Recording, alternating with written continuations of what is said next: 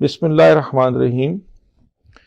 سوال موصول ہوا ہے کہ حال ہی میں یہاں ایک مشہور شخصیت کا نام لکھا ہے، ان کا انتقال ہو گیا ہے۔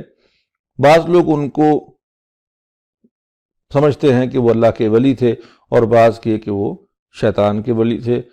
ان کے بارے میں آپ کا کیا خیال؟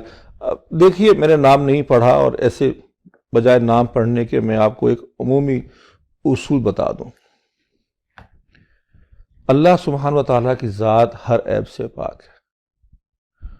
اس نے اپنے انبیاء اکرام کو بالکل محفوظ کر دیا، معصوم بنایا، یعنی کہ ان کو برائی سے، غلطی سے، گناہ سے پاک رکھا۔ اس کے بعد انسانوں سے غلطیاں ہوں گی۔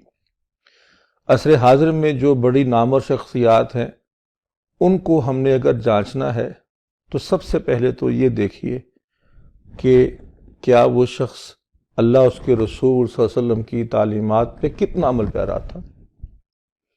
اس کے بعد یہ دیکھیے کہ اگر اس سے کوئی کوتاہی اس میں ہوئی ہے تو وہ کس درجے کی ہے، اور اس کوتاہی کو معاف کرنا کیا اللہ کے ذمے ہے یا ہمارے ذمے ہے، تو اس کا معاملہ اللہ پہ چھوڑ دیں۔ خاص طور پہ جو شخص فوت ہو جائے، غلط کو غلط ہی کہیں گے، صحیح کو صحیح کہیں گے۔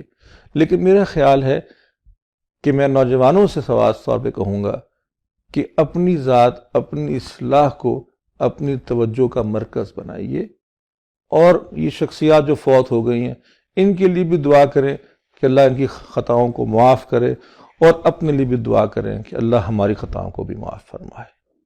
ان باتوں کو موضوع نہ بنائیں، اپنی ذات پہ محنت کریں۔